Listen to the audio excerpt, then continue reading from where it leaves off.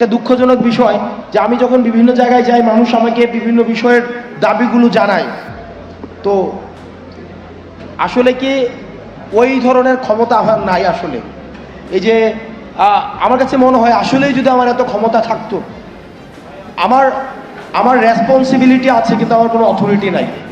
এই জুলাই গণঅভ্যুত্থানের পরে মানে এটা খুবই কষ্টের একটা বিষয়, রেসপন্সিবিলিটি উইদাউট অথরিটি।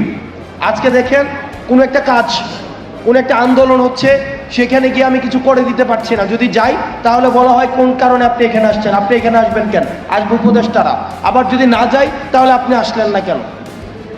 মানে এটা হচ্ছে এক ধরনের মানে এটা একটা খুব পেইনফুল একটা বিষয়। আপনার রেসপন্সিবিলিটি থাকে কিন্তু অথরিটি থাকে না।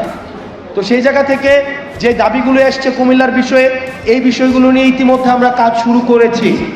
আমরা বিশ্বাস করি, আমরা ভরসা রাখতে চাই এই নির্বাচনের আগেই এই অন্তর্বর্তীকালীন সরকারের অধীনেই কুমিল্লা নামে এই বিভাগ হবে এবং আমরা আপনাদেরকে সাথে নিয়েই আমরা এই কুমিল্লা নামে বিভাগ করব।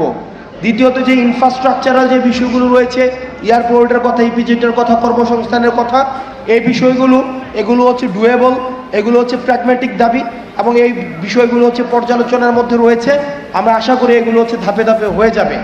দিন শেষে আমাদের কুমিল্লা মাথায় রাখতে হবে, কোনো কারণে যদি আওয়ামী লীগ ফেরত আসে, কুমিল্লাকে একটা আলাদা স্টেট বানাই দিয়ে আমাদেরকে আলাদা করে দিবে।